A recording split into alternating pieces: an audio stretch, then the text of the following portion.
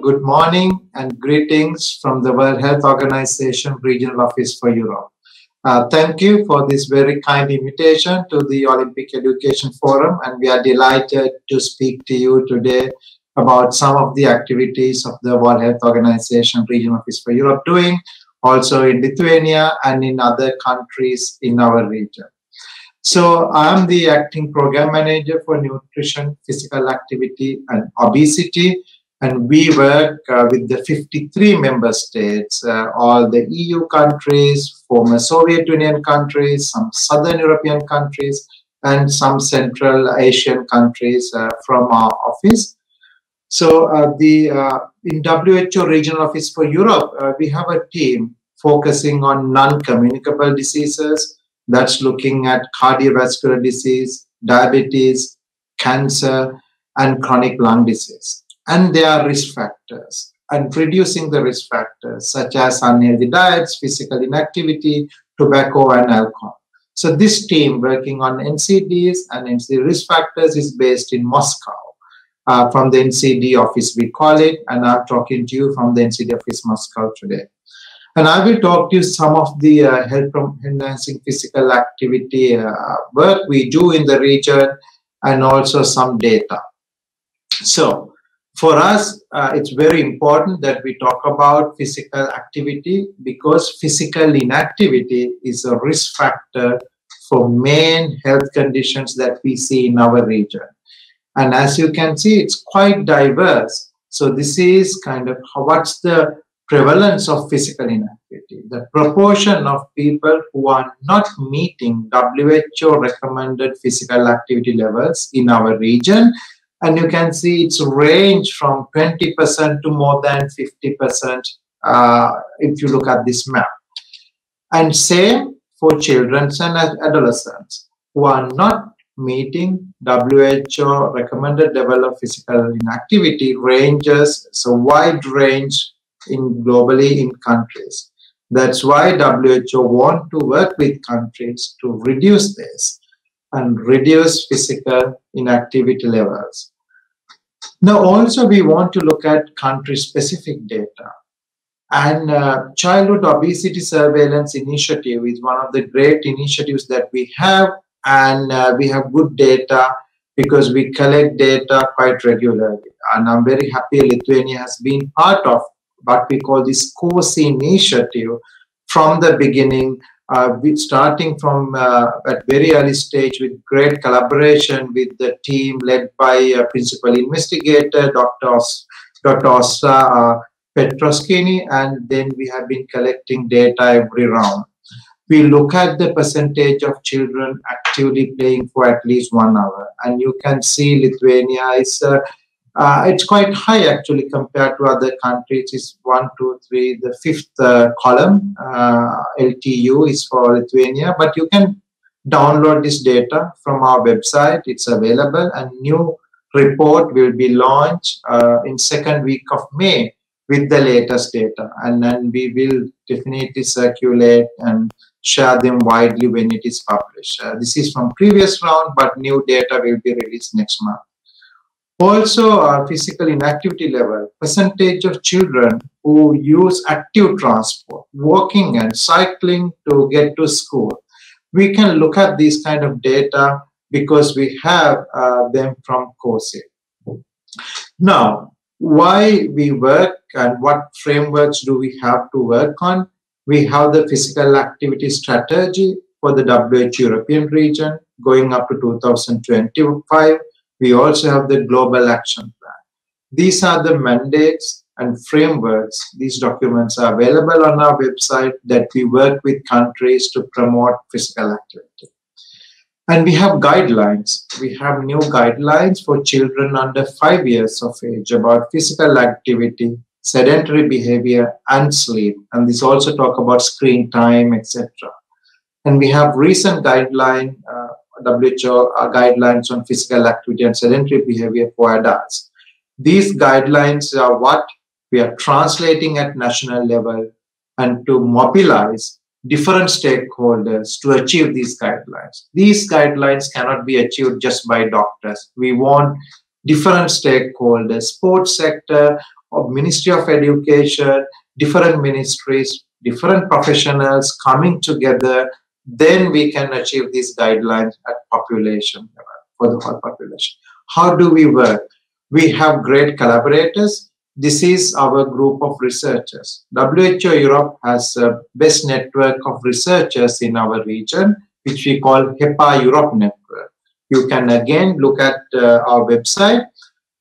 Institutions can become members, not government institutions or not-for-profit institutions who are committed to promote physical activity can become our members. So look at our website, HEPA Europe, WHO Europe, and then see the application process and eligibility. If your institution is eligible, make an application and you could be part of this great network where we develop science and translating science into action.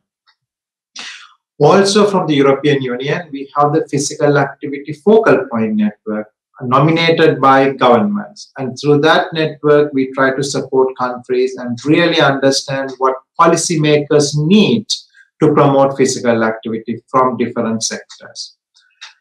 WHO has our own collaborating centers. WHO collaborating centers working on non-communicable diseases, physical activity, obesity, and they are the backbone of our scientific work, who do research for us, who provide the research and evidence to develop our activities. So these are our networks that we closely work with to promote physical activity.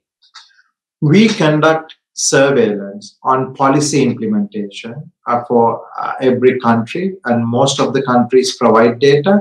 Then we develop fact sheets. I can show you some examples. We publish sometimes country-specific fact sheets, sometimes very theme-specific fact sheets. For example, you see promoting physical activity in the education sector, or promoting physical activity in the health sector, and promoting physical activity in the sports sector. How does the sports sector contribute to promote physical activity and achieve physical activity targets in the country or in the workplaces? So these fact sheets are all available on our website, and you can compare countries, how different countries are achieving this, and also different case studies from countries. And we have country-specific fact sheets where you can look at and compare different countries. All the country fact sheets are available on our website, and we are now going through a new round of data collection. Hopefully this year, September, we will launch the next updated fact sheets. And physical activity promotion and advocacy. As I mentioned, we are working with different stakeholders. Today, after 1 hour, we have a new webinar about how to promote physical activity and healthy diets in urban cities. We are starting at 11 o'clock Central European time today.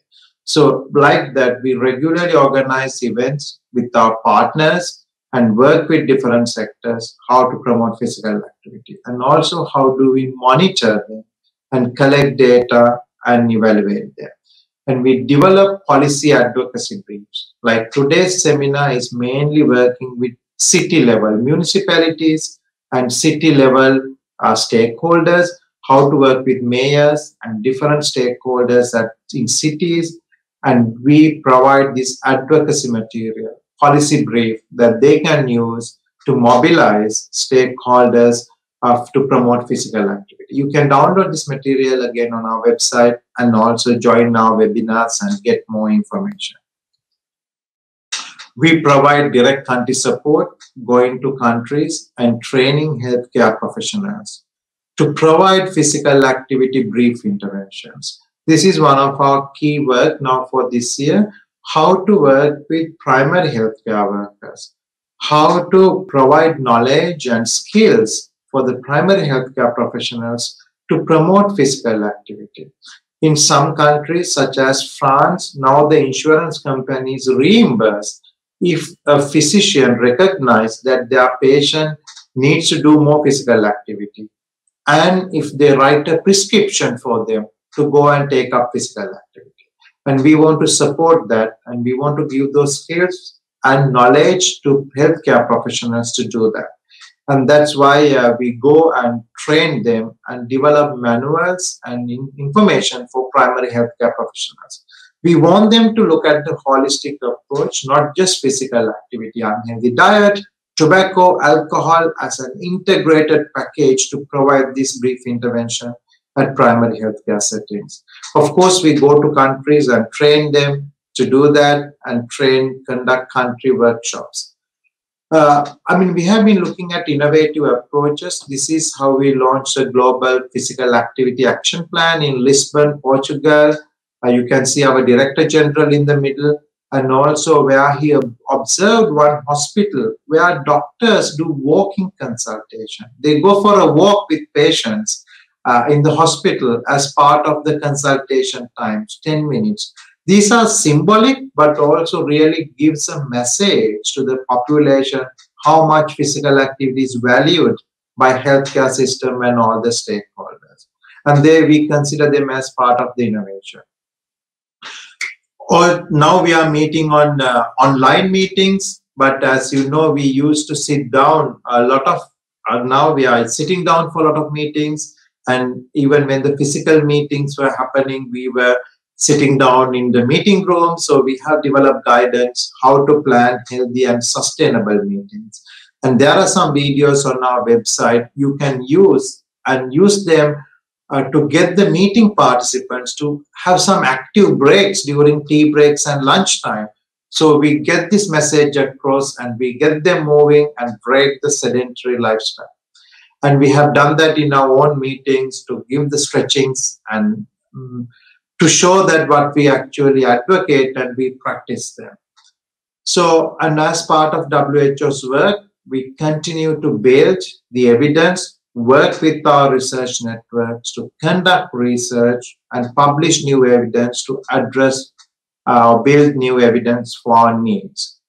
And then we communicate them as infographics and publications. They are all available on our website. The latest one is physical activity and academic achievements for school children, or physical activity, screen time and sleep based on child obesity surveillance data. And these fact sheets are published on our website regularly. We know with the COVID-19 restrictions, some countries are lifting restrictions, some countries are strengthening, putting more and more strict restrictions for movement, but whatever the measurement, they have an impact on physical activity. It's a very complex to understand exactly how they change. Some people have more time working from home. They have more time to do physical activity at home. At the same time, they are losing the time of walking to the train station, active travel to work, active travel to school. We are losing that time. So it's very difficult to understand what's the total impact on our physical activity with the COVID-19 restriction. So I really encourage you to collect more data, share them with us, because together with OECD, we are really trying to understand the impact of COVID-19 restriction on physical inactivity and how we can support countries to address that. Of course, we have put some guidance on our website, what we can do at home when you can't go to the gym, when you don't have your daily physical activity in schools or home. So thank you. That's just a quick tour of what we do from World Health Organization, and we have a lot of material and we are always ready to support and work with you to promote physical activity. Thank you again for the invitation to your forum, and great to be with you this morning. And I wish you all the success for a great forum and to promote physical activity and achieve our common goals together. Thank you, Simona.